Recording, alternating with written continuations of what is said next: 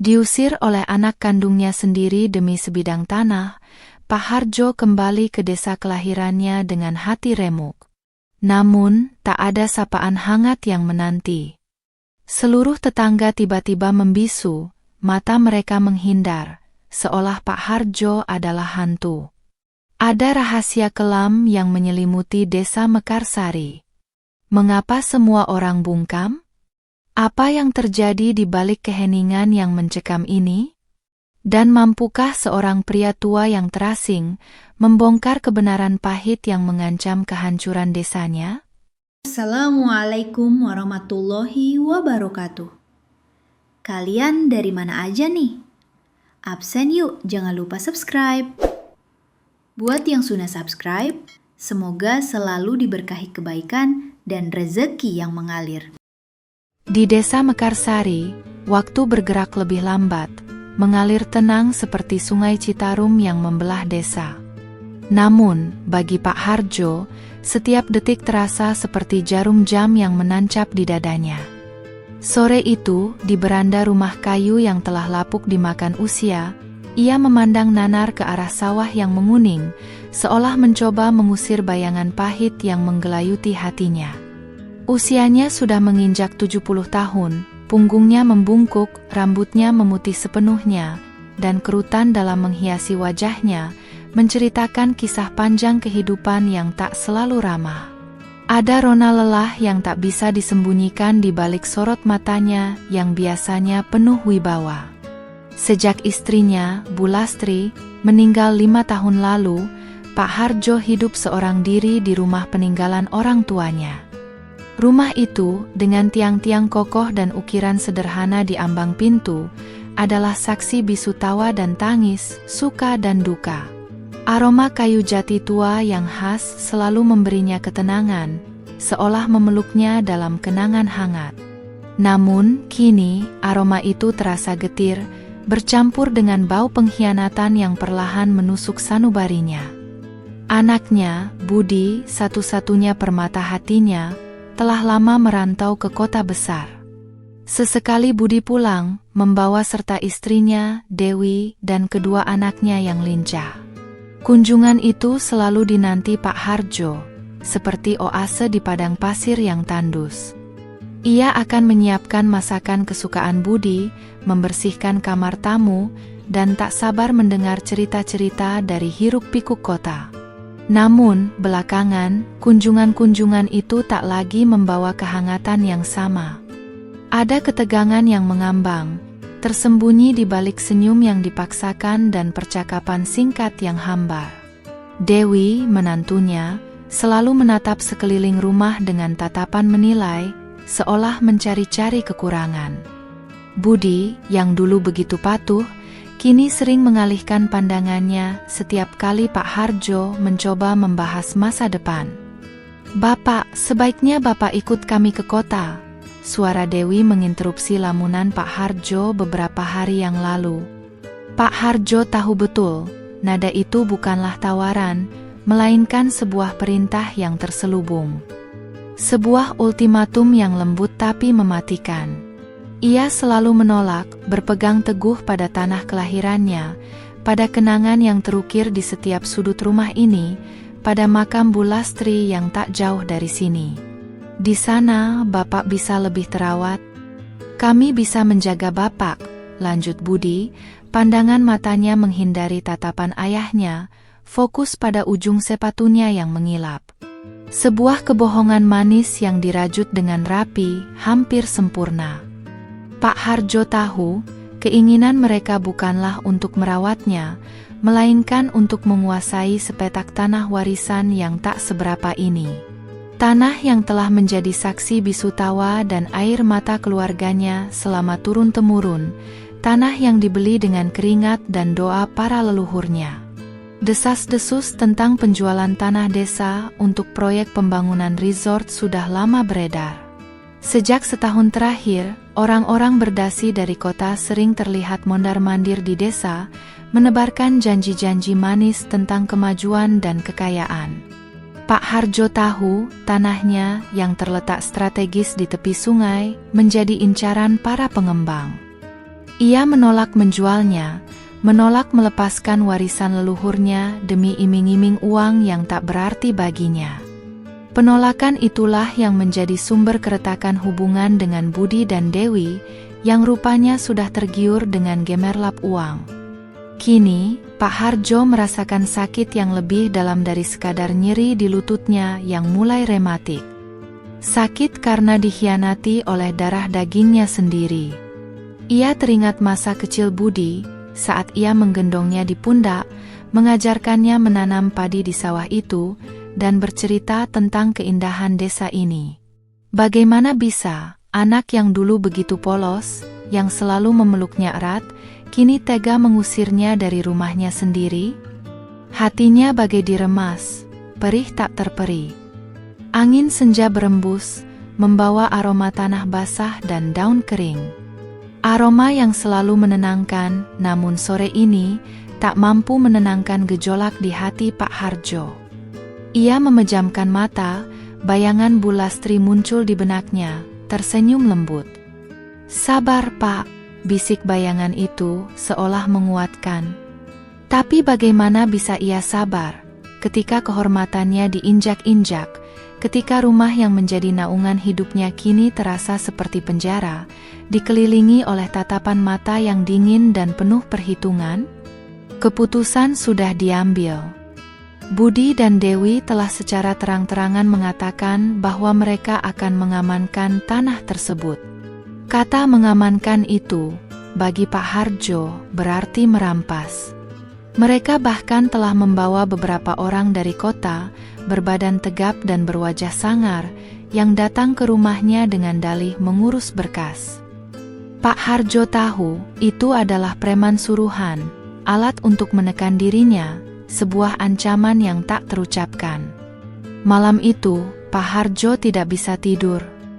Ia mondar-mandir di kamarnya, memandangi foto-foto lama yang tergantung di dinding.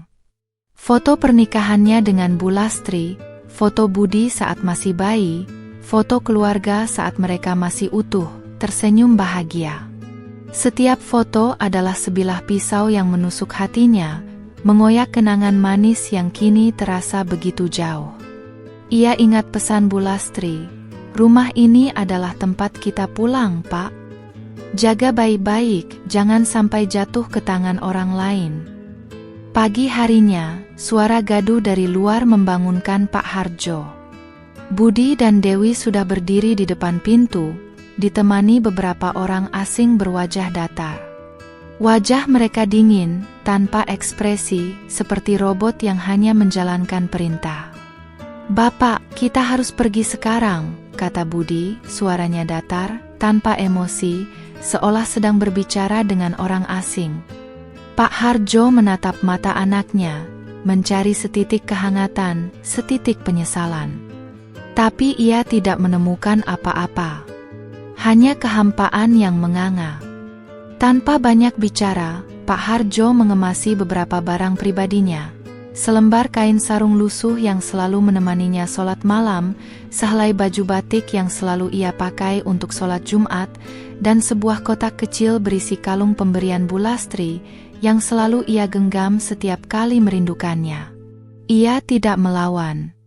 Ada kekuatan yang lebih besar dari amarah yang menguasai dirinya saat itu, keputusasaan yang mendalam. Ia merasa jiwanya tercabut paksa dari raganya. Ketika ia melangkah keluar dari rumahnya sendiri, di bawah tatapan dingin Budi dan Dewi, Pak Hardjo tidak menoleh ke belakang. Ia tidak ingin melihat lagi rumah yang kini telah berubah menjadi monumen kesedihan baginya.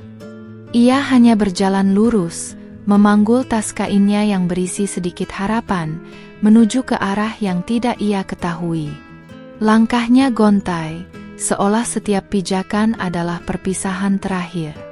Para tetangga yang biasanya ramah dan suka bertegur sapa, kini hanya terdiam. Mereka bersembunyi di balik jendela rumah mereka, mengintip dari balik tirai yang sedikit terbuka, atau pura-pura sibuk dengan pekerjaan rumah. Tidak ada yang berani mendekat, tidak ada yang mengucapkan sepatah kata pun, bahkan sekadar "Pak Hardjo, mau kemana?" Keheningan itu lebih menyakitkan daripada 1000 makian, lebih menusuk dari pisau tajam. Pak Harjo merasa seperti hantu yang melintas di desa kelahirannya, tak terlihat, tak dianggap. Ia tahu, desas-desus telah menyebar. Budi mungkin telah memutarbalikkan fakta, mengatakan bahwa Pak Harjo sudah pikun, atau bahwa ia yang ingin pindah ke kota, atau bahkan lebih parah lagi. Apapun alasannya, keheningan para tetangga adalah bukti bahwa mereka telah memilih pihak. Dan pihak itu bukan dirinya. Ia merasa sendiri, sebatang kara di tengah orang-orang yang dulu ia kenal. Pak Harjo hanya bisa menghela napas. Sungai Citarum yang biasanya mengalir dengan riang, kini terasa mengalirkan air mata. Ia melangkah maju, menjauhi rumahnya, menjauhi desa yang kini terasa asing, menuju ke sebuah perjalanan yang entah akan membawanya kemana. Sebuah perjalanan yang dimulai dengan rasa pahitnya pengusiran dan kebisuan yang mematikan, meninggalkan jejak luka yang dalam di hatinya. Perjalanan ke kota terasa sangat panjang bagi Pak Harjo. Ia duduk di kursi belakang mobil Budi yang berpendingin udara, namun udara dingin itu tak mampu menyejukkan hatinya yang panas. Pemandangan sawah dan perkebunan yang perlahan berganti dengan gedung-gedung tinggi dan jalanan beton yang padat, semakin menegaskan jarak antara kehidupannya yang dulu dan kenyataan yang kini ia hadapi. Setiap kilometer yang ditempuh terasa seperti ribuan mil menjauh dari jati dirinya. Suara bising kendaraan, klakson yang tak henti-henti, asap knalpot yang menyesakkan paru-paru, dan hiruk-pikuk manusia yang tak henti-hentinya bergerak adalah hal pertama yang menyambut Pak Harjo di kota. Ia seperti ikan yang dicampakkan ke daratan, kebingungan, dan merasa sesak napas. Bau kota yang asing, perpaduan antara polusi dan makanan cepat saji, membuat perutnya mual. Kontrakan kecil yang disediakan Budi dan Dewi jauh dari layak, bahkan bisa dibilang kumuh. Hanya sebuah kamar sempit di sebuah gang buntu, dengan dinding lembab yang mengelupas dan jendela yang menghadap tembok kusam. Di dalamnya hanya ada kasur tipis yang terasa keras dan sebuah lemari usang. Tidak ada kipas angin, apalagi pendingin ruangan, membuat udara di dalamnya terasa pengap dan panas. "Bapak bisa istirahat di sini dulu," kata Dewi datar, sambil meletakkan tas kain lusuh Pak Harjo di sudut ruangan. Tak ada tawaran minum, apalagi makanan. Mereka seolah ingin Pak Harjo tahu posisinya. Seorang tamu tak diundang, sebuah beban yang harus ditanggung. Mereka segera pamit, dengan alasan ada urusan penting yang harus diurus, meninggalkan Pak Harjo sendirian dalam kesunyian yang mencekam. Pak Harjo mencoba memejamkan mata, berharap bisa tidur dan melupakan sejenak kenyataan pahit ini. Namun, suara bising dari luar dan hawa panas yang menyengat membuatnya tak bisa terlelap. Ia bangkit, duduk di tepi kasur, memandangi dinding kusam. Merindukan aroma tanah basah, desiran angin di antara pepohonan, dan suara jangkrik yang menemaninya tidur di desa Mekarsari. Kehidupan di kota sangat berbeda dari desa. Tidak ada tetangga yang saling sapa, tidak ada anak-anak yang bermain di jalanan, tidak ada kehangatan yang ia kenal. Setiap orang terlihat terburu-buru dengan wajah tegang, seolah dikejar waktu. Pak Harjo merasa terasing, kesepian, dan diperlakukan tidak lebih dari seorang beban. Bahkan kedua cucunya, yang dulu sering digendongnya, kini terlihat canggung dan menjaga jarak. Budi dan Dewi jarang menemuinya, hanya sesekali datang untuk mengantarkan makanan seadanya. Percakapan mereka selalu singkat dan berputar pada satu hal, tanah di desa. "Bapak, kapan mau menandatangani surat-surat itu?" tanya Budi suatu hari, nada suaranya mulai tidak sabar. "Pengembang sudah menunggu, Pak. Kita bisa dapat uang besar," timpal Dewi, matanya berbinar penuh perhitungan. Pak Harjo selalu menolak, keras kepala. Tanah itu warisan leluhur. Bukan untuk dijual, jawabnya tegas. Penolakan itu selalu memicu kemarahan Dewi, yang akan mengomel panjang lebar tentang betapa sulitnya hidup di kota dan betapa bodohnya Pak Hardjo menolak uang. Budi hanya akan terdiam, seolah tak berdaya di hadapan istrinya, atau mungkin memang setuju dengan istrinya. Suatu malam, Pak Hardjo mendengar suara Budi dan Dewi bertengkar di luar kamarnya. Bapak itu keras kepala sekali. Sampai kapan kita harus menunggunya? Suara Dewi meninggi. Sabarlah sedikit, Ma. Dia pasti akan luluh juga. Lagi pula, kita sudah buat dia tidak punya pilihan lain, jawab Budi.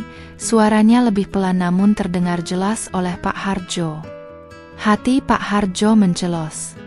Ia tahu ada rencana jahat yang sedang mereka susun. Kondisi fisiknya mulai menurun. Kurangnya asupan gizi yang layak, stres, dan udara kota yang tidak bersahabat membuat tubuhnya terasa lemas. Ia sering batuk-batuk dan napasnya terasa berat. Tapi Budi dan Dewi seolah tak peduli, mereka hanya fokus pada satu tujuan, mendapatkan tanda tangan Pak Hardjo. Mereka bahkan pernah membawa seorang notaris ke kontrakan, memaksa Pak Hardjo untuk menandatangani berkas yang ia tak tahu isinya. Pak Hardjo merasa seperti terperangkap dalam jaring laba-laba yang semakin mengikatnya. Ia merindukan kebebasan, ia merindukan desanya, ia merindukan kedamaian. Ia merindukan makam Bu Lastri, ingin menumpahkan segala kesedihannya di sana. Ia merasa seolah nyawanya perlahan dicabut, direnggut oleh anak dan menantunya sendiri. Suatu siang, saat Budi dan Dewi pergi bekerja, Pak Hardjo mencoba keluar dari kontrakan. Ia berjalan gontai menyusuri gang sempit, melihat orang-orang berlalu lalang tanpa peduli. Ia merasa seperti sehelai daun kering yang terlepas dari rantingnya, terombang-ambing tak tentu arah. Di kejauhan, ia melihat deretan becak mangkal. Sebuah ide tiba-tiba muncul di benaknya. Ia teringat Pak Ahmad, tukang becak tua yang dulu sering mengantar Bu Lastri berobat ke kota kecamatan. Pak Ahmad selalu ramah, murah senyum, dan sering bercerita tentang anak-anaknya. Pak Hardjo berpikir, mungkin Pak Ahmad bisa membantunya. Ini adalah satu-satunya harapan yang tersisa. Ia harus kembali ke desanya. Ia tidak bisa membiarkan mereka merampas warisan leluhurnya. Dengan langkah gontai namun penuh tekad, Pak Hardjo menghampiri deretan becak itu. Ia mencari-cari wajah yang dikenalnya. Dan di antara kerumunan itu, ia melihatnya. Pak Ahmad dengan topi caping lusuh dan senyum tulusnya, sedang membersihkan becaknya. Jantung Pak Hardjo berdebar kencang. Ini adalah kesempatannya untuk melarikan diri dari penjara kota ini. Ia akan kembali, tidak peduli apapun yang akan ia hadapi. Kesehatan Pak Hardjo semakin memburuk. Batuknya tak kunjung reda, nafsu makannya menghilang, dan tubuhnya semakin kurus. Ia seringkali merasa pusing dan pandangannya kabur. Namun, penderitaan fisik itu tak seberapa dibandingkan dengan rasa sakit di hatinya. Setiap desakan Budi dan Dewi untuk menandatangani berkas penjualan tanah terasa seperti tusukan belati yang semakin dalam. "Bapak, tolonglah. Kami butuh uang ini. Kami janji akan merawat Bapak lebih baik lagi di sini," kata Budi suatu malam. Suaranya terdengar putus asa namun tatapan matanya tetap dingin. Pak Hardjo tahu itu hanyalah rayuan kosong. Mereka tidak peduli dengan kesehatannya, hanya dengan sepetak tanah warisan itu. Dewi bahkan tak segan lagi menampakkan wajah aslinya. "Kalau Bapak tidak mau tanda tangan, Bapak bisa apa di sini? Mau makan apa? Bapak ini sudah tua, Pak. Jangan menyusahkan kami." Bentaknya suatu kali membuat hati Pak Hardjo hancur berkeping-keping. Suatu malam, Pak Hardjo terbangun oleh suara samar dari ruang tamu. Budi dan Dewi sedang berbicara, suara mereka terdengar berbisik-bisik namun cukup jelas di telinga Pak Hardjo yang menempel di balik pintu kamar. Bagaimana ini, Ma? Bapak tidak mau menandatangani juga, keluh Budi. Pengembang itu sudah mendesak terus. Kalau kita gagal, bisa-bisa proyeknya batal. Pokoknya harus ditandatangani, Pak.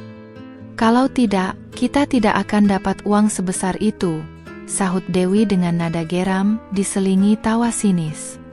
Kita bisa bilang dia sudah pikun, jadi tanda tangannya tidak sah. Atau kita bisa paksa dia tanda tangan di bawah pengaruh obat. Kita punya cara, Pak. Hati Pak Hardjo mencelos. Rencana jahat mereka kini terkuak sepenuhnya. Mereka tak hanya ingin menguasai tanahnya, mereka bahkan rela menipu dan mencelakainya. Ia merasa seperti mangsa yang terpojok. Dalam keputusasaan yang mendalam, Pak Hardjo memutar otak. Ia tidak bisa bertahan lebih lama lagi di sini. Ia harus melarikan diri, kembali ke desanya, meski ia tidak tahu apa yang akan menantinya di sana. Ia harus melindungi warisan leluhurnya, ia tidak bisa membiarkannya jatuh ke tangan serakah seperti Budi dan Dewi. Keesokan harinya, saat Budi dan Dewi pergi bekerja, Pak Hardjo nekat. Ia keluar dari kontrakan, berjalan gontai dengan sisa tenaganya menuju pangkalan becak yang pernah ia datangi. Matanya menjelajahi setiap wajah pengemudi becak, mencari sosok Pak Ahmad. Setelah beberapa lama, ia menemukannya. Pak Ahmad sedang duduk santai di becaknya, mengelap keringat di dahinya. "Pak Ahmad," panggil Pak Hardjo, suaranya serak. Pak Ahmad menoleh, matanya membelalak kaget. "Pak Hardjo? Astaga, Bapak kenapa? Kok di sini?" Pak Ahmad segera menghampiri Pak Hardjo, raut wajahnya menunjukkan kekhawatiran yang tulus. Pak Hardjo menceritakan semua yang terjadi, tentang pengusiran, tentang desakan Budi dan Dewi, dan rencana jahat mereka. Ia berbicara dengan suara tercekat, menahan tangis. Pak Ahmad mendengarkan dengan seksama, sesekali menghela napas panjang. "Kurang ajar sekali anak itu, Pak. Beraninya dia begitu sama Bapak," geram Pak Ahmad. "Saya harus kembali ke desa, Pak Ahmad. Saya tidak bisa membiarkan mereka merampas tanah itu," pinta Pak Hardjo, matanya berkaca-kaca. "Tapi saya tidak punya uang banyak." Pak Ahmad terdiam sejenak, memandang Pak Hardjo yang tampak begitu rapuh. Hatinya tergerak oleh rasa iba dan amarah. Ia teringat kebaikan Bu Lastri dan Pak Hardjo dulu, yang sering memberinya makanan atau sekadar secangkir kopi hangat saat ia lewat desa. "Jangan khawatir soal uang, Pak Hardjo. Yang penting Bapak selamat dan bisa kembali ke rumah." "Saya akan antar Bapak," kata Pak Ahmad tegas. Sebuah harapan baru menyala di hati Pak Hardjo. Ia tak bisa menahan air matanya yang tumpah.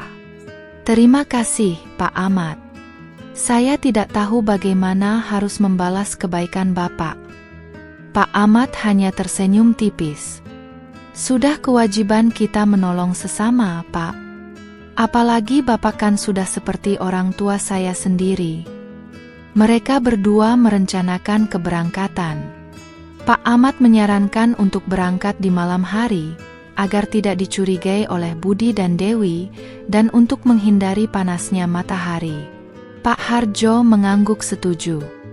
Ia kembali ke kontrakan, mengemasi beberapa barang yang tersisa, termasuk kalung pemberian Bu Lastri yang selalu ia kenakan. Malam harinya, dengan hati-hati, Pak Hardjo menyelinap keluar dari kontrakan. Udara malam kota terasa sedikit lebih sejuk, namun dinginnya keraguan masih menggelayutinya. Ia berpapasan dengan Pak Ahmad yang sudah menunggu di ujung gang dengan becaknya. Tanpa membuang waktu, Pak Hardjo naik ke becak. "Siap, Pak Hardjo? Kita akan pulang," kata Pak Ahmad, lalu mulai mengayuh pedal. Pak Hardjo mengangguk, matanya menatap ke belakang, ke arah kontrakan yang menjadi penjara sementaranya. Ia berdoa dalam hati, semoga kali ini ia bisa benar-benar kembali ke rumahnya, kembali ke tanah kelahirannya yang selalu memanggilnya pulang. Perjalanan yang penuh dengan ketidakpastian kini dimulai, sebuah taruhan terakhir demi mempertahankan harga diri dan warisan. Pagi buta, Pak Harjo sudah duduk di jok becak Pak Ahmad, tukang becak tua dengan senyum ramah yang selalu menghiasi wajahnya. Mereka sengaja berangkat sebelum fajar menyingsing, agar tidak dicurigai oleh Budi dan Dewi, serta untuk menghindari teriknya matahari. Angin dingin menusuk tulang, namun semangat Pak Harjo membara. Ia memejamkan mata, membayangkan jalan setapak menuju rumahnya, pohon mangga di halaman depan, dan suara ayam berkokok di pagi hari. Setiap kayuhan pedal Pak Ahmad terasa seperti langkah menuju kebebasan, meski ia tak tahu apakah kebebasan itu masih ada baginya di desa Mekarsari. Perjalanan ini bukanlah hal yang mudah. Jarak dari kota ke desa Mekarsari cukup jauh, sekitar puluhan kilometer. Pak Ahmad harus mengayuh becaknya melewati jalanan ramai di kota, kemudian beralih ke jalanan yang lebih sepi, menanjak dan menurun di pinggir kota. Tubuh Pak Harjo yang sudah renta seringkali merasa linu dan pegal.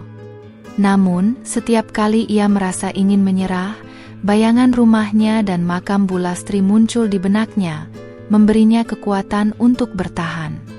Pak Ahmad, meski sudah tua, mengayuh becaknya dengan penuh semangat. Ia sesekali menoleh ke belakang, menanyakan kabar Pak Harjo. "Bapak masih kuat? Mau istirahat dulu?" tanyanya dengan nada khawatir. Pak Harjo hanya tersenyum dan mengangguk. "Terus saja, Mat. Saya kuat," jawabnya, berusaha menyembunyikan rasa sakit di tubuhnya. Ia tahu, Pak Ahmad juga pasti lelah, namun pria itu tidak pernah mengeluh. Selama perjalanan, Pak Harjo merenungkan kenangan masa lalu. Ia teringat masa kecilnya di desa, bermain di sungai, mencari ikan di sawah, dan belajar mengaji di surau. Ia teringat masa remajanya, saat ia jatuh cinta pada Bu Lastri, gadis desa yang sederhana namun memiliki hati selembut sutra. Ia teringat pernikahan mereka yang sederhana namun penuh kebahagiaan, dan kelahiran Budi, buah hati mereka yang dinanti-nanti. Semua kenangan itu terasa begitu indah, namun kini diselimuti oleh kabut kesedihan. Ia bertanya-tanya, apa yang akan ia temukan di desanya? Apakah rumahnya masih berdiri utuh?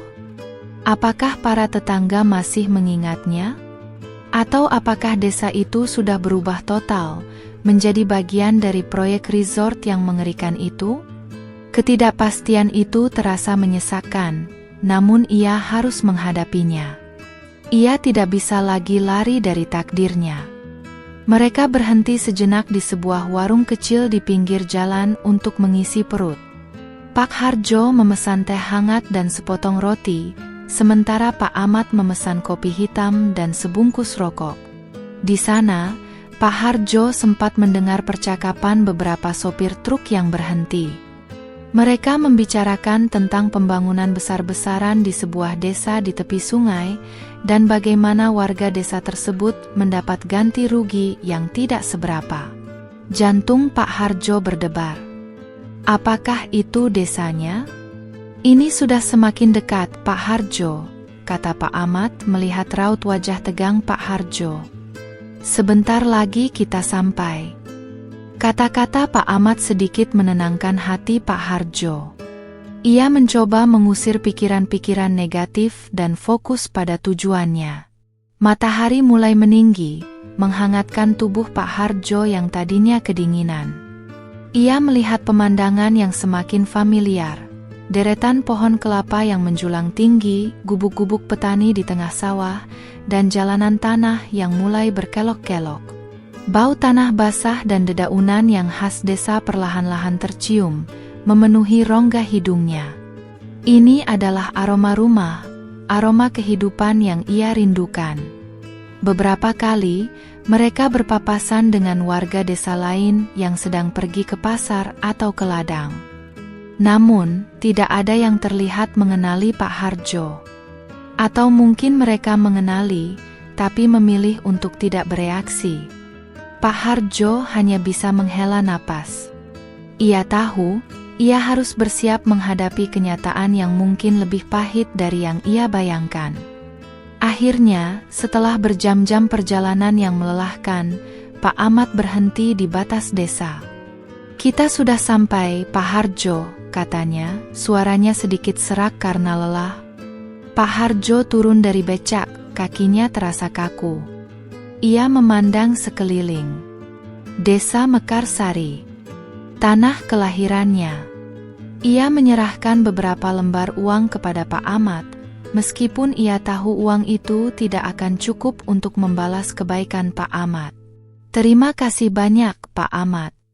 Semoga Allah membalas kebaikan Bapak," kata Pak Hardjo, suaranya tercekat. Pak Ahmad hanya tersenyum. "Sama-sama, Pak Hardjo. Semoga Bapak baik-baik saja." Setelah itu, Pak Ahmad membalikkan becaknya dan melambaikan tangan, meninggalkan Pak Hardjo sendirian di gerbang desa. Pak Hardjo menarik napas dalam-dalam, menghirup aroma desa yang telah lama ia rindukan. Ia mulai melangkah, berjalan menyusuri jalan setapak yang biasa ia lewati. Setiap langkah terasa berat, namun juga penuh harapan. Ia akan menghadapi apapun yang menunggunya. Ia akan mencari tahu mengapa semua tetangganya membisu. Dan ia akan berjuang untuk mempertahankan apa yang menjadi haknya. Ketika bayangan Gunung Pangrango mulai terlihat jelas di kejauhan, dengan puncaknya yang gagah menjulang ke langit, hati Pak Hardjo berdebar kencang. Ia telah tiba. Aroma tanah basah dan dedaunan yang familiar langsung menyergap indera penciumannya, membanjiri dirinya dengan kenangan. Langkahnya bergegas menuju gerbang desa, namun sambutan yang ia dapatkan jauh dari yang ia bayangkan. Seharusnya ada tawariang anak-anak, sapaan hangat dari para tetangga, atau setidaknya suara kambing mengembik dari kandang. Namun, yang ada hanyalah keheningan yang aneh, seolah desa ini tertidur pulas. Ia melewati rumah Pak Rudi, pedagang kelontong yang biasanya selalu sibuk melayani pembeli. Lampu warungnya padam, pintu dan jendela tertutup rapat. Tak ada tanda-tanda kehidupan. Pak Hardjo mengerutkan kening. Ini tidak biasa. Pak Rudi selalu membuka warungnya sejak subuh. Langkah kakinya membawanya menuju rumah Bu Siti, tetangga sebelahnya yang biasa cerewet dan suka bergosip. Biasanya, Bu Siti akan duduk di teras sambil menyirami tanaman bunga anggreknya, siap menyambut siapapun yang lewat dengan celotehan hangatnya. Namun, kali ini, teras itu kosong. Jendela rumahnya sedikit terbuka, memperlihatkan siluet Bu Siti yang sedang mengintip dari balik tirai. Ketika pandangan mereka bertemu, Bu Siti buru-buru menutup pintu, seolah melihat hantu. Jantung Pak Hardjo berdenyut ngilu. "Bu Siti? Ini saya, Pak Hardjo," panggilnya, suaranya sedikit bergetar. Tak ada jawaban. Hanya keheningan yang semakin pekat. Pak Hardjo merasa seperti ada dinding tak kasat mata yang tiba-tiba muncul di antara dirinya dan para tetangganya. Ia terus berjalan, melewati rumah-rumah lain. Pak Budi, sang kepala dusun, yang biasanya selalu ramah dan suka bertegur sapa, kini hanya menunduk dan pura-pura sibuk memperbaiki atap rumahnya. Ia bahkan tidak mendongak sedikit pun saat Pak Hardjo berjalan melewatinya. Pak Hardjo mencoba menyapa, "Pak Budi, apa kabar?" Namun, Pak Budi hanya menggerakkan tangannya samar, tanpa menoleh, seolah mengusir lalat. Keheningan itu lebih dingin dari embun pagi, terasa menusuk sampai ke tulang. Ini bukan keheningan biasa. Ini adalah keheningan yang disengaja, Sebuah kesepakatan tak terucapkan untuk mengabaikannya, untuk mengucilkannya. Pak Hardjo merasa seperti dirinya adalah sosok asing yang tak diinginkan, bahkan di tanah kelahirannya sendiri. Beberapa warga desa yang berpapasan dengannya langsung membuang muka, pura-pura sibuk membetulkan kain sarung, atau mempercepat langkah mereka. Anak-anak yang sedang bermain di halaman rumah tiba-tiba berhenti, mematung, menatap Pak Hardjo dengan pandangan ingin tahu namun juga ketakutan. Ibu-ibu yang sedang menjemur padi di halaman langsung masuk ke dalam rumah begitu melihatnya. Pak Hardjo merasakan firasat buruk yang kuat. Ada sesuatu yang tidak beres. Desas-desus apa yang telah Budi dan Dewi sebarkan selama ini, sehingga semua orang memperlakukannya seperti ini? Apakah mereka benar-benar berhasil mencuci otak seluruh desa? Atau ada hal lain yang lebih besar, lebih gelap yang sedang terjadi? Ia akhirnya tiba di depan rumahnya. Pintu gerbang rumahnya terbuka sedikit, seolah mengundangnya masuk. Ia melangkah ragu-ragu. Halaman rumah yang biasanya bersih dan terawat, kini ditumbuhi ilalang tinggi. Tanaman bunga Kamboja yang dulu mekar indah, kini layu tak terurus. Jendela-jendela rumahnya tertutup rapat, seolah menolak cahaya matahari. Ia mendorong pintu rumah yang tak terkunci. Bau apek dan debu langsung menyergap indera penciumannya. Perabotan rumah terlihat sama, namun diselimuti lapisan debu tebal. Foto pernikahannya dengan Bu Lastri yang dulu terpajang rapi di ruang tamu, kini miring dan berdebu. Semuanya terasa dingin, tak bernyawa. Pak Hardjo berjalan perlahan, menyusuri setiap ruangan. Dapur yang biasanya hangat dengan aroma masakan, kini kosong dan hampa. Kamar tidur Bu Lastri, tempat ia sering membaca Al-Quran, kini terasa begitu sunyi. Ia menelusup ke kamarnya sendiri, membuka lemari kayu jati yang berisi pakaian-pakaiannya. Semua masih ada, namun terasa asing. Ia merasa tercekik oleh keheningan yang mematikan ini. Ia ingin berteriak, ingin bertanya kepada semua orang, ada apa ini? Kenapa kalian semua diam saja? Namun suaranya tercekat di tenggorokan. Ia hanya bisa duduk di kursi kayu di beranda, menatap kosong ke arah sawah yang menguning, yang kini terlihat samar-samar di balik ilalang tinggi. Malam mulai tiba, membawa serta dingin yang menusuk. Pak Hardjo tidak menyalakan lampu. Ia ingin bersembunyi dalam kegelapan, merenungi nasibnya yang malang. Ia merasa seperti dirinya adalah hantu, tak terlihat, tak dianggap, tak punya tempat di dunia ini. Kebisuan para tetangga, tatapan kosong mereka, dan penolakan yang tak terucap, semua itu lebih menyakitkan daripada 1000 makian. Ini adalah pengusiran kedua dan kali ini dari hati orang-orang yang dulu ia sebut tetangga. Keesokan harinya, Pak Hardjo bangun dengan tubuh pegal dan hati yang masih digelayuti kebingungan. Keheningan desa terasa semakin menyesakkan. Ia mencoba memahami apa yang sebenarnya terjadi. Mengapa semua tetangga yang dulu begitu ramah dan hangat kini memperlakukannya seperti orang asing? Apakah mereka benar-benar percaya pada kebohongan Budi dan Dewi? Atau ada hal lain yang lebih besar yang sedang terjadi di balik tabir kesunyian ini? Ia memutuskan untuk mencoba lagi berbicara dengan beberapa tetangga. Pertama, ia mencoba mendatangi rumah Pak Rudi, pemilik warung kelontong. Pintu warung masih tertutup rapat, dan tidak ada tanda-tanda kehidupan. Pak Hardjo mengetuk pintu berkali-kali, namun tak ada sahutan. Ia bahkan mencoba mengintip dari celah jendela, namun yang terlihat hanyalah rak-rak kosong dan debu tebal. Warung itu seolah telah ditinggalkan sejak lama. Kemudian, ia mencoba menghampiri rumah Pak Budi, sang kepala dusun.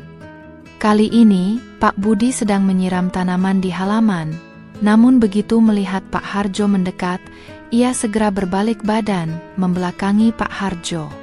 "Pak Budi, ada apa ini? Kenapa semua orang diam saja? Ada apa dengan desa ini?" tanya Pak Harjo, suaranya bergetar menahan emosi. Pak Budi hanya menatapnya sekilas, matanya menunjukkan ekspresi campur aduk antara takut dan kasihan. Ia menghela napas panjang, lalu berbisik, suaranya hampir tak terdengar. "Pak Harjo, lebih baik Bapak jangan bertanya apa-apa. Ini bukan urusan Bapak lagi. Lebih baik Bapak pergi." Pintu rumah Pak Budi kemudian tertutup rapat, meninggalkan Pak Harjo dalam kebingungan yang semakin dalam. Jawaban yang tidak jelas, namun penuh makna yang tersembunyi. Pak Harjo mulai memperhatikan hal-hal aneh di desa. Beberapa rumah di ujung desa terlihat kosong, jendelanya tertutup rapat, seolah tak berpenghuni. Ilalang tumbuh tinggi di halaman, dan atap-atap rumah mulai rapuh. Jalanan desa terasa lebih sepi dari biasanya, bahkan di siang hari. Hanya sedikit orang yang terlihat beraktivitas, dan mereka semua terlihat terburu-buru, seperti menghindari sesuatu. Ia melihat tanda-tanda pembangunan di kejauhan. Sebuah area di tepi sungai yang dulu merupakan hutan kecil, kini telah dibersihkan. Beberapa alat berat terlihat terparkir di sana, dan ada tenda-tenda pekerja yang didirikan. Ini pasti proyek resort yang dibicarakan Budi.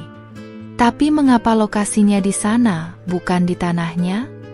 Atau, apakah tanahnya sudah termasuk dalam proyek itu? Pak Harjo mencoba berbicara dengan seorang anak kecil yang sedang bermain kelereng di tepi jalan, jauh dari orang dewasa. Namanya Rio, anak dari Pak Slamet, petani desa yang ramah. Rio adalah anak yang polos dan lugu, mungkin ia tahu sesuatu. "Rio, kenapa semua orang di desa ini diam saja sama Bapak?" tanya Pak Harjo lembut. Rio menatap Pak Harjo dengan mata besar yang penuh ketakutan. Ia mendekat berbisik pelan, "Kata bapak saya, Pak Harjo sudah tidak ada. Tapi saya lihat Bapak ada di sini." Kemudian, Rio buru-buru berlari pulang, seolah takut jika ada yang melihatnya berbicara dengan Pak Harjo. Kata-kata Rio membuat Pak Harjo terkejut. "Sudah tidak ada?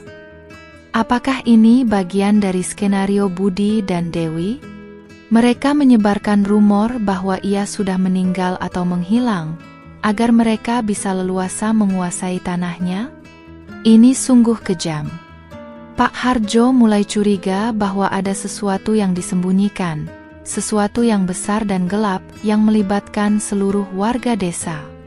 Ia kembali ke rumahnya yang sepi, merenungkan semua petunjuk yang ia dapatkan. Ia merasa seperti seorang detektif tua yang sedang memecahkan teka-teki. Kebisuan para tetangga, rumah-rumah kosong, proyek pembangunan di kejauhan, dan kata-kata Rio yang aneh. Semua ini saling terkait, membentuk sebuah benang merah misteri. Pak Harjo menyadari bahwa Budi dan Dewi tidak hanya mengusirnya, tetapi juga telah memfitnahnya dan mengisolasi dirinya dari masyarakat. Mereka telah merencanakan ini dengan matang, agar ia tidak bisa kembali dan mengklaim haknya. Tapi, ia tidak akan menyerah. Ia tidak akan membiarkan mereka menang. Malam itu, Pak Harjo tidak tidur. Ia menyalakan lampu minyak, dan dengan penerangan seadanya, ia mulai memeriksa setiap sudut rumahnya dengan lebih teliti. Ia harus menemukan bukti, petunjuk, apapun yang bisa mengungkap kebenaran di balik kebisuan ini. Ia yakin kebenaran itu pasti ada, tersembunyi di suatu tempat, menunggu untuk terkuak. Misteri yang menyelubungi desa Mekarsari kini menjadi motivasi terbesarnya untuk berjuang. Dengan tekad bulat, Pak Harjo memulai penyelidikannya sendiri. Ia tahu bahwa kebenaran tidak akan datang kepadanya dengan sendirinya. Ia harus mencarinya, menggali setiap sudut, dan merangkai setiap kepingan teka-teki. Rumahnya yang dulu menjadi tempat peristirahatan kini berubah menjadi medan pencarian. Ia memulai dari kamar tidurnya yang terasa dingin dan asing. Di kamarnya yang kini terasa dingin, Pak Hardjo menyusuri setiap sudut, mencoba menemukan sesuatu yang bisa menjelaskan keanehan ini. Ia membuka laci-laci lemari satu persatu. Di balik lemari tua yang berisi pakaian-pakaiannya, ia menemukan sebuah kertas kusut yang diselipkan di sela-sela papan. Tulisan tangan di dalamnya asing, bukan tulisan Budi atau Dewi, namun ada beberapa angka dan coretan yang mirip dengan peta kasar. Jantung Pak Hardjo berdebar. Ini adalah petunjuk pertama. Kemudian, ia beralih ke dapur. Lantai tanah di dapur seharusnya bersih, tapi ia melihat jejak lumpur kering yang aneh. Padahal sudah lama tidak ada hujan deras. Jejak itu tidak terlihat seperti jejak kaki biasa, melainkan seperti jejak sepatu boot berukuran besar. Siapa yang masuk ke dapurnya? Dan mengapa? Pak Hardjo mencurigai ini adalah jejak kaki orang-orang suruhan Budi dan Dewi. Ia juga memeriksa semua foto keluarga yang masih terpajang. Foto pernikahannya dengan Bu Lastri, foto Budi saat masih bayi, foto keluarga saat mereka masih utuh. Ia menemukan bahwa beberapa foto di ruang tamu telah dipindahkan posisinya, tidak seperti terakhir kali ia meninggalkannya. Ini mengindikasikan bahwa ada orang lain yang masuk ke rumahnya dan mengutak-atik barang-barang. Mereka mencari sesuatu, gumam Pak Hardjo pada diri sendiri. Tapi apa? Mungkinkah ada dokumen penting yang mereka cari?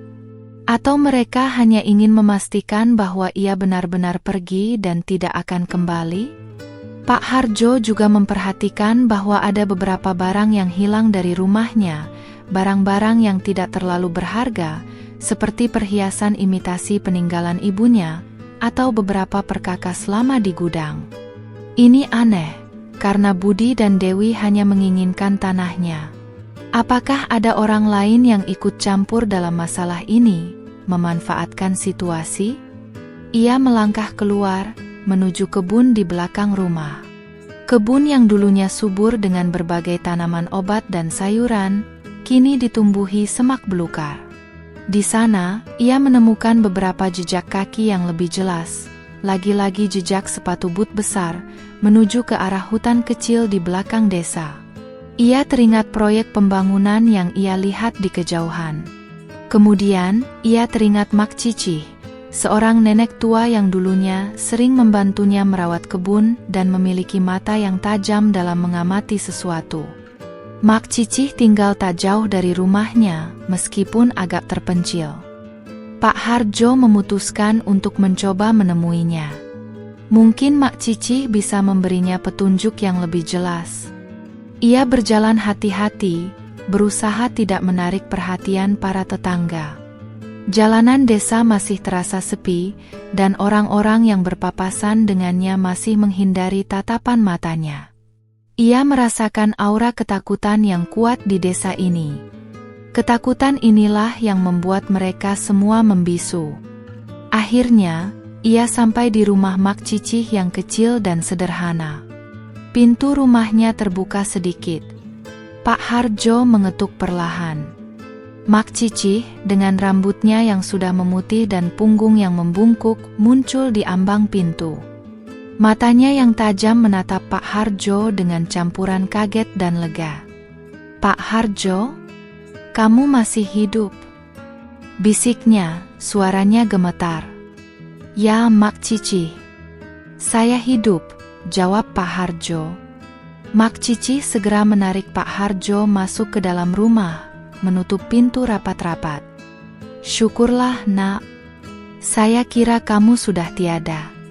Anakmu itu, dia bilang kamu sudah meninggal." Mak Cici menceritakan semua yang terjadi setelah Pak Hardjo diusir. Budi dan Dewi menyebarkan kabar bahwa Pak Hardjo sudah pikun dan meninggal di kota. Mereka bahkan mengadakan tasyakuran kecil-kecilan seolah-olah Pak Hardjo benar-benar telah tiada. Lalu, mereka mulai mendatangi warga satu persatu, menawarkan sejumlah uang untuk tanah mereka dengan dalih akan dibangun fasilitas umum desa. Tapi itu semua bohong, Nak. Mereka bilang akan dibangun pasar, puskesmas. Tapi saya dengar dari cucu saya yang bekerja di kota, mereka akan membangun resort mewah di sini. Tanah Pak Harjo sudah mereka masukkan dalam daftar pembelian. Katanya, kalau Pak Harjo tidak ada, tanah itu otomatis jadi milik Budi, jelas Mak Cici, matanya memancarkan amarah. Ia juga menceritakan bagaimana para pengembang mengintimidasi warga yang menolak, bahkan mengancam akan mengambil tanah mereka secara paksa. Pak Harjo tertegun. Jadi benar, ini semua adalah konspirasi besar. Kebisuan para tetangga bukan karena membenci dirinya, melainkan karena ketakutan. Mereka diancam, ditekan, dan mungkin sebagian dari mereka sudah menyerah. Hati Pak Harjo dipenuhi amarah dan kesedihan. Ia merasa kasihan pada para tetangganya yang ketakutan, dan marah pada Budi dan Dewi yang tega melakukan ini. Mak Cici, saya harus melawan. Saya tidak akan biarkan mereka merusak desa ini, kata Pak Harjo, tekadnya kembali menguat. Mak Cici menatapnya dengan bangga. Saya tahu kamu akan berjuang, Nak. Mak akan bantu sebisa Mak. Tapi hati-hati, mereka orang-orang kuat. Pak Harjo mengangguk. Ia tahu kebenaran itu pahit, tapi kini ia memiliki sekutu. Dan ia tidak akan berjuang sendirian lagi. Malam itu, setelah percakapannya dengan Mak Cici, Pak Harjo merasakan campuran emosi yang campur aduk. Lega karena mengetahui kebenaran, sedih karena pengkhianatan anaknya, dan amarah yang membara pada para pengembang yang serakah. Ia kini mengerti mengapa semua tetangga membisu. Mereka diintimidasi, diancam, dan mungkin sebagian dari mereka sudah menyerah pada tekanan yang luar biasa itu. Sebuah ketakutan melingkupi desa Mekarsari, dan ia adalah satu-satunya yang berani memecah keheningan itu. Pak Harjo, Pak Budi bilang Bapak sudah gila dan tanah Bapak akan dijual, bisik Rio, anak kecil yang sempat ia temui, yang kini dibawa Mak Cici secara diam-diam ke rumah Pak Harjo. Mata Rio yang polos memancarkan ketakutan yang tulus. Dan dia juga bilang, kalau ada yang bantu Bapak, nanti tidak akan dapat uang dari orang-orang kota. Bahkan mungkin bisa dipenjara. Kata-kata polos itu seperti petir menyambar di siang bolong, mengkonfirmasi semua kecurigaan Pak Harjo. Mak Cici menambahkan detail yang lebih mengerikan. Anakku, para pengembang itu telah menyebarkan uang kepada beberapa tokoh masyarakat. Mereka juga menjanjikan posisi atau pekerjaan yang bagus bagi siapa saja yang mau bekerja sama. Kepala dusun, Pak Budi, adalah salah satu dari mereka yang sudah termakan janji-janji manis itu. Pak Harjo mengepalkan tangannya. Kejahatan ini ternyata terorganisir dan melibatkan orang-orang yang seharusnya melindungi warganya. Desa Mekarsari kini terancam digusur sepenuhnya untuk proyek resort mewah. Peta kasar yang ditemukan Pak Harjo di balik lemari, ternyata adalah denah lokasi resort yang mencakup hampir seluruh wilayah desa, termasuk makam leluhur dan persawahan produktif. Budi dan Dewi, sebagai anak Pak Harjo, sengaja mengusirnya agar tanah warisan itu bisa jatuh ke tangan mereka, kemudian mereka akan menjualnya ke pengembang dengan harga tinggi dan berbagi keuntungan. Mereka bahkan memalsukan tanda tangan beberapa warga yang sudah meninggal atau merantau, agar terlihat seolah-olah semua setuju untuk menjual tanah. Tambah Mak Cici, suaranya bergetar menahan marah. Beberapa warga yang menolak keras, seperti Pak Karim dan Bu Minah, tiba-tiba saja rumahnya terbakar. Tidak ada yang berani melaporkan karena diancam. Fakta-fakta ini menghantam Pak Harjo seperti palu. Anak kandungnya sendiri, orang yang ia besarkan dengan kasih sayang, tega melakukan kejahatan sekeji ini. Ini bukan hanya masalah uang, ini adalah masalah moral, pengkhianatan, dan kehancuran sebuah komunitas. Ia merasa harus melakukan sesuatu. Ia tidak bisa membiarkan desanya hancur begitu saja, tidak bisa membiarkan warisan leluhurnya lenyap ditelan keserakahan. Ia mulai bertanya kepada Mak Cicih dan Rio tentang detail-detail lain. Siapa saja yang terlibat? Kapan mereka mulai melakukan penipuan ini? Bukti apa yang bisa ia kumpulkan? Mak Cicih menjelaskan bahwa mereka sering melihat orang-orang asing datang ke desa dengan mobil mewah, bertemu dengan Budi dan Dewi, serta beberapa tokoh masyarakat lainnya. Rio juga menceritakan bahwa ia sering melihat pamannya, yang bekerja di pembangunan resort, membawa pulang banyak uang dan barang-barang baru. Pak Hardjo tahu, ini adalah pertarungan yang berat. Ia hanya seorang pria tua renta, tanpa kekuasaan atau uang. Melawan para pengembang kaya dan anak kandungnya sendiri, yang memiliki koneksi dan pengaruh, adalah misi bunuh diri. Namun, ia tidak akan mundur. Jika ia tidak berjuang, siapa lagi? Jika desa ini hancur, ia juga akan hancur. Ia menghabiskan sisa malam itu dengan merencanakan langkah-langkah selanjutnya. Ia harus mengumpulkan bukti yang kuat, yang tidak bisa dibantah. Ia harus mencari cara untuk membangkitkan kembali keberanian para tetangga yang terintimidasi. Ia harus mencari bantuan dari luar desa, dari pihak-pihak yang memiliki kekuatan untuk menghentikan kejahatan ini. Kita harus mencari tahu siapa saja yang terlibat di pihak pengembang, kata Pak Hardjo kepada Mak Cicih, suaranya penuh tekad. Dan kita harus mencari korban-korban lain yang tanahnya sudah dirampas. Mak Cicih mengangguk, matanya menunjukkan secercah harapan yang baru. Pagi harinya, Pak Hardjo memutuskan untuk mengambil risiko. Ia akan mencoba mendatangi warga-warga yang ia kenal baik, yang menurut Mak Cicih tidak terlibat dalam konspirasi ini, dan mencoba meyakinkan mereka untuk bersuara. Ia tahu ini akan sangat sulit. Ketakutan sudah mengakar dalam diri mereka. Namun, ia harus mencoba. Ini adalah satu-satunya cara untuk membongkar kebenaran dan menyelamatkan desanya dari kehancuran. Ia keluar dari rumahnya, kini dengan pandangan yang lebih tajam dan langkah yang lebih mantap. Kebisuan para tetangga tidak lagi membuatnya gentar, melainkan memicu semangat perlawanannya. Ia akan menjadi suara bagi mereka yang terpaksa membisu. Ia akan menjadi pahlawan bagi desanya yang terluka. Dengan kebenaran yang kini terkuak, Pak Hardjo tidak menyerah. Sebaliknya, tekadnya untuk berjuang semakin membara. Ia tahu bahwa ia hanya seorang pria tua renta, tanpa kekuasaan atau uang, melawan sebuah kekuatan besar yang terorganisir. Namun, ia tidak sendirian. Ia punya Mak Cicih, dan yang terpenting, ia punya kebenaran di sisinya. Ia memutuskan untuk berjuang, sendirian jika perlu, untuk melindungi desanya. Langkah pertamanya adalah mengumpulkan bukti yang lebih konkret. Dengan bantuan Mak Cicih, Pak Hardjo diam-diam menyelinap ke beberapa rumah kosong yang telah ditinggalkan. Mereka menemukan beberapa surat perjanjian jual beli tanah yang mencurigakan, dengan tanda tangan yang terlihat dipalsukan atau harga yang sangat rendah. Pak Hardjo juga memotret rumah-rumah yang terlihat kosong, sebagai bukti bahwa warga telah diusir atau menyerah. Ini semua bisa jadi bukti yang kuat, Pak Hardjo, kata Mak Cicih, matanya berbinar penuh harapan.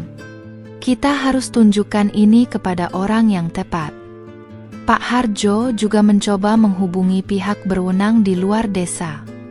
Ia nekat pergi ke kota kecamatan dengan menumpang truk sayur yang lewat, membawa serta beberapa bukti awal.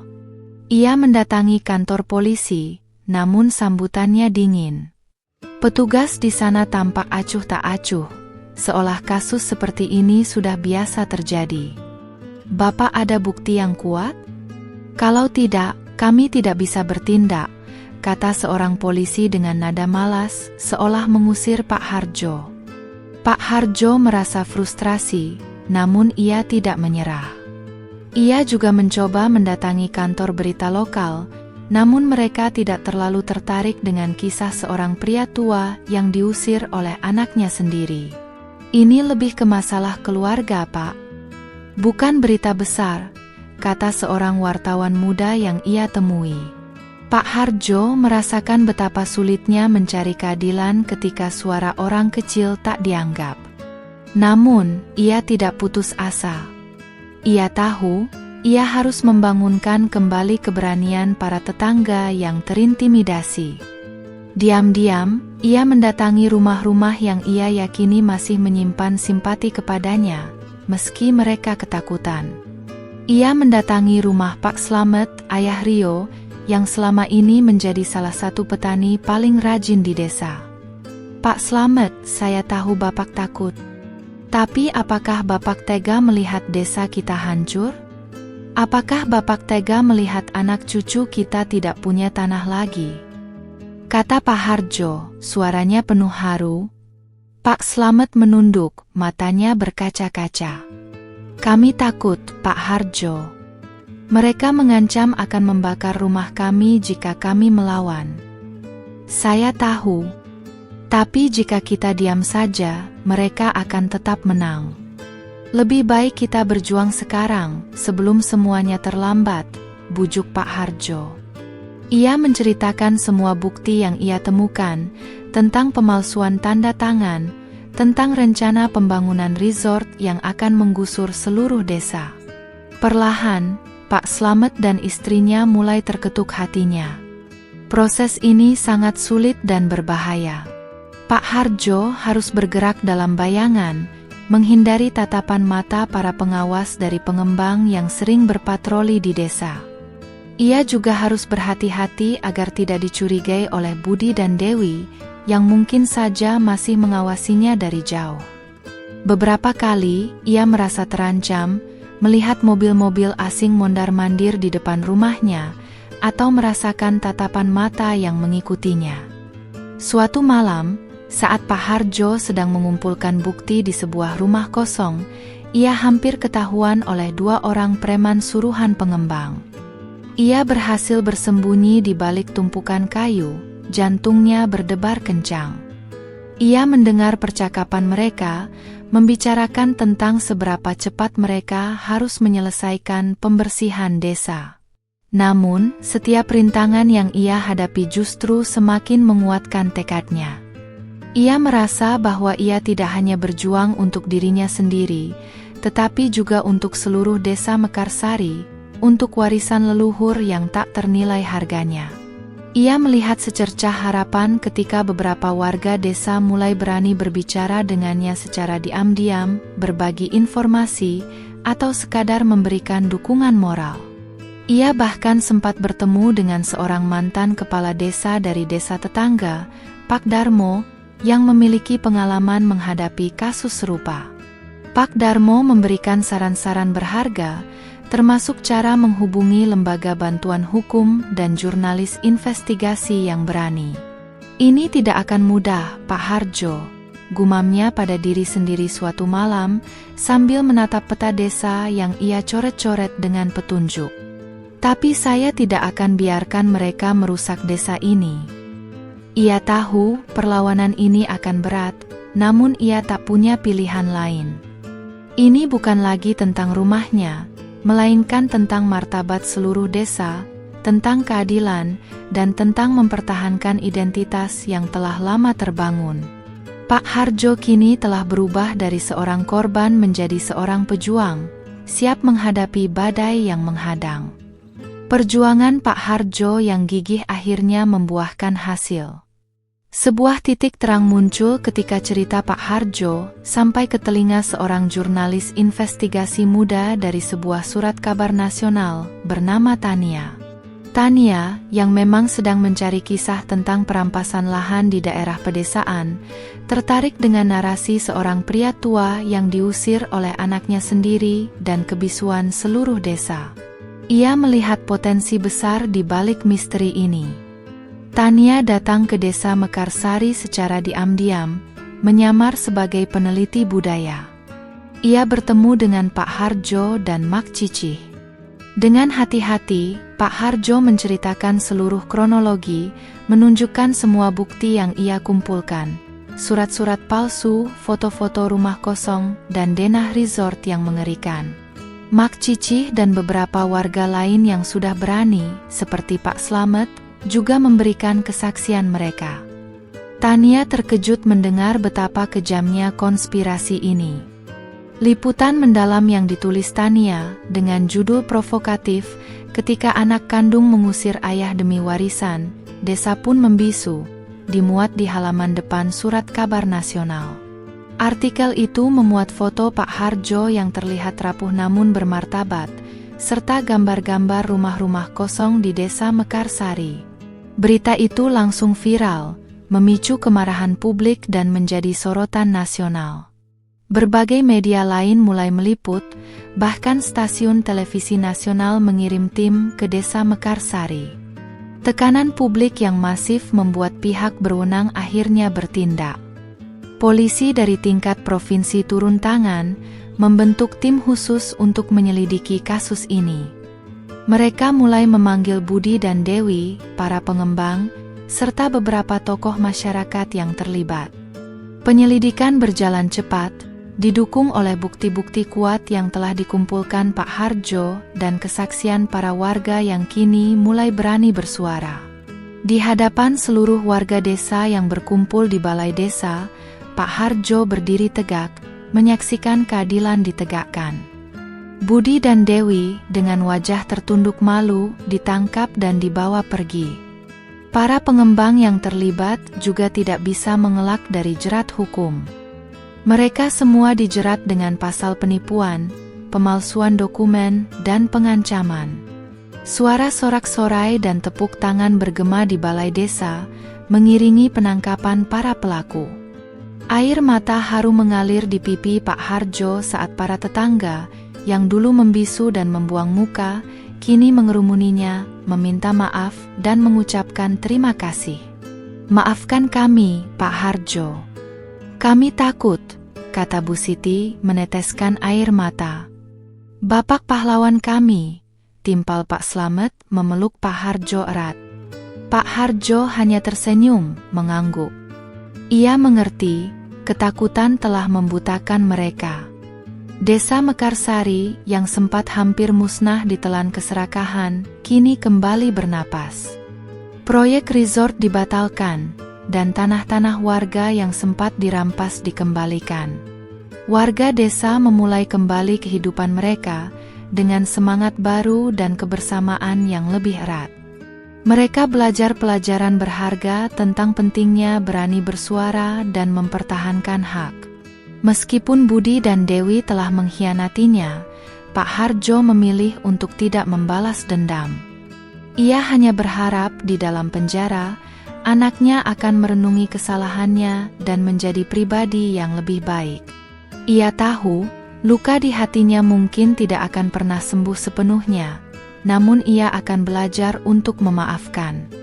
Pak Harjo memilih untuk tetap tinggal di rumahnya di desa Mekarsari. Rumah yang dulu terasa dingin dan hampa, kini kembali hangat oleh tawa dan kunjungan para tetangga. Ia kembali menjadi sosok yang dihormati, bahkan dielu-elukan sebagai pahlawan yang telah menyelamatkan desa. Ia sering duduk di beranda rumahnya, memandangi sawah yang mulai menghijau lagi, dan sungai Citarum yang mengalir tenang. Ia adalah penjaga desa, simbol kekuatan dan harapan, yang tak akan pernah lagi membiarkan warisan leluhurnya direnggut oleh tangan-tangan serakah.